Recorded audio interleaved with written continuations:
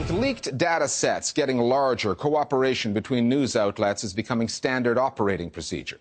As we just saw with the Panama Papers investigation, outlets that once were chasing the exclusive, the scoop, are now willing or maybe feel compelled to join forces with their competitors and to even keep a lid on juicy stories for months or longer, all in the spirit of collaboration.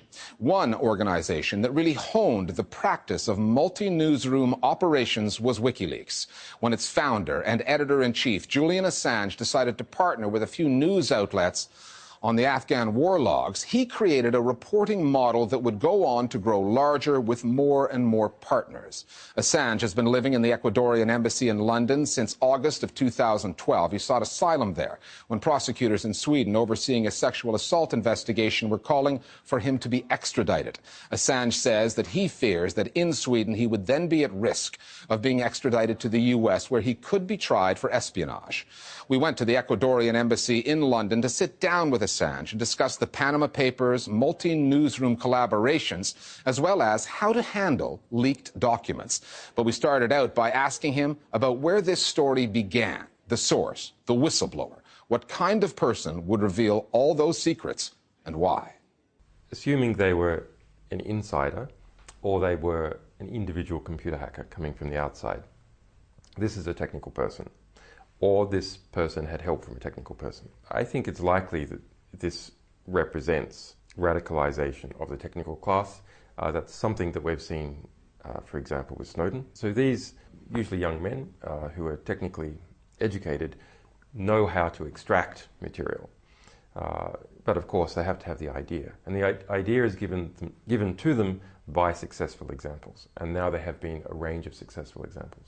But it's also to do with hardware, though, isn't it? Because back in 2010, most journalists said most news organizations wouldn't have had a clue about encryption. Back in 2013, when Snowden came out, most Guardian journalists he was dealing with, he had to school on encryption.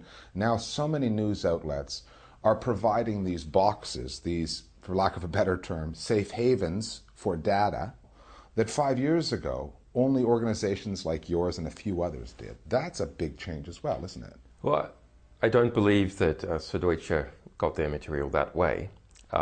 However, their journalists have been educated in the technology. But it's no surprise that it was a German newspaper, because Germany is the center of technical education of journalists, and is also the center of the political radicalization of the technical class. Both of those two things combined. The head of the ICIJ said that ICIJ, the consortium, has no plans to release the full data set. He said, we're not WikiLeaks, we're trying to show that journalism can be done responsibly. Yeah, that's a concern. So we're very pleased about the work that SC, Süddeutsche Zeitung, did in the beginning in developing that source. We think that's really good work. The work of the source, of course, is the most impressive. And then pulling together that collaboration is also impressive work. Saying that you're going to censor and not release a lot of the material, in fact, what must be 99% of the material, that's a big problem. It's fine to have some kind of staggered release because you want to balance the supply and demand curve. But what I want to hear is that there is a path, a transparent path to publishing the vast majority of that data set.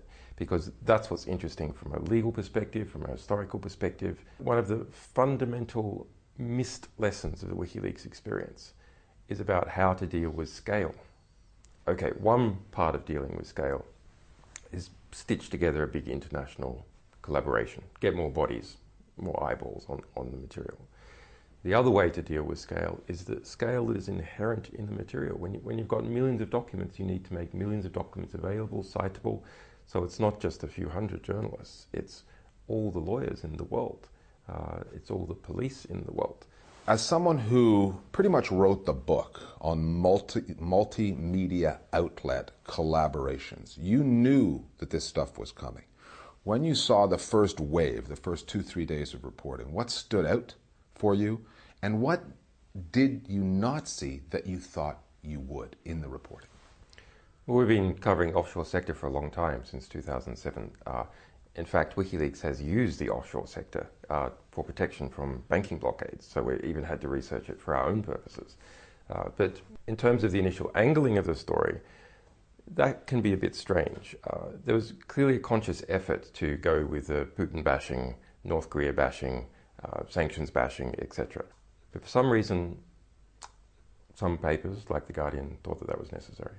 Have we seen any other examples in the parochial reporting, media outlets from various countries doing what The Guardian appears to have done, which is point at a distant target while not paying as much attention, proportionally speaking, to a domestic target much closer to home? Sure, that was done in Sweden with SVT, the Swedish state TV, beating up on Iceland. Iceland's a small Scandinavian neighbour, sort of viewed as quite provincial and fun to beat up on. But the Swedish trusts were not really examined. Am I the only one who's surprised that more than 100 news organizations can get involved with a story like this, and somehow in an industry that is famous for rumor mongering and incurable gossips, they managed to keep a lid on the whole story until it came out?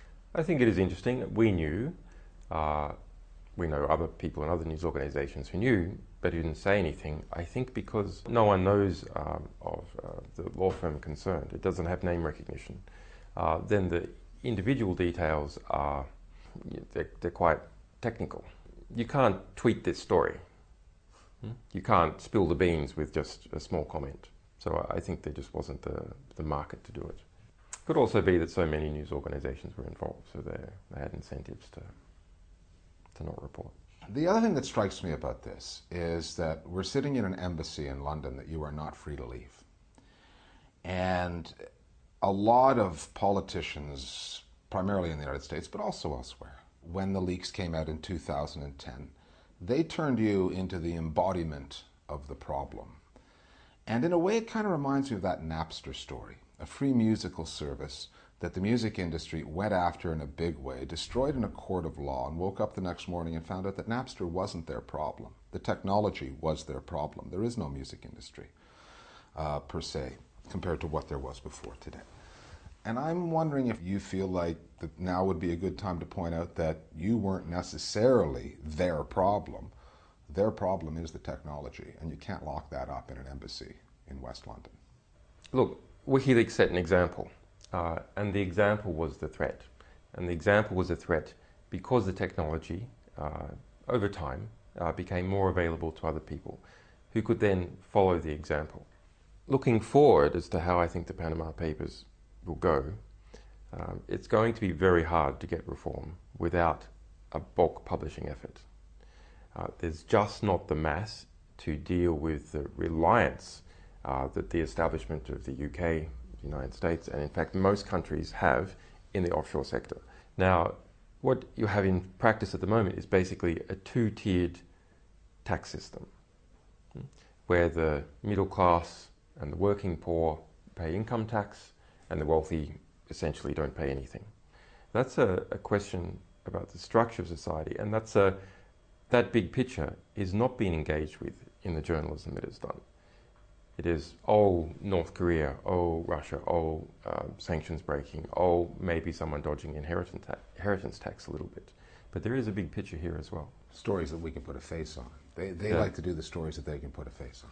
You know, scandals and stories you can put a face on can be good for marketing reasons. But what are you marketing in the end? What WikiLeaks does, and what I believe should have been done with this story, is that the scandals are there to market the archive, because it's the archive that has the scale that can deal with the problem.